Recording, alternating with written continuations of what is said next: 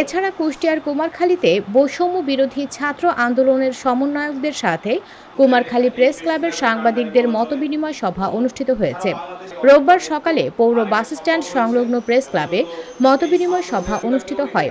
মতবিনিময় সভায় কুমারখালী প্রেস ক্লাবের প্রতিষ্ঠাতা সভাপতি বকুল চৌধুরীর সভাপতিত্বে বৈষম্য বিরোধী ছাত্র আন্দোলনের কুমারখালীর প্রধান সমন্বয়ক আসাদুজ্জামান আলী খান, সমন্বয়ক কামরুজ্জামান সোয়াদ, মাহিন বিশ্বাস, সহকারী সমন্বয়ক আফ্রিদি জামান, মাশরাফুল ইসলাম তিহা, কুমারখালী প্রেস ক্লাবের সভাপতি লিপু খন্দকার, সাধারণ সম্পাদক সোহাগ মাহমুদ সহ অনেকে উপস্থিত ছিলেন।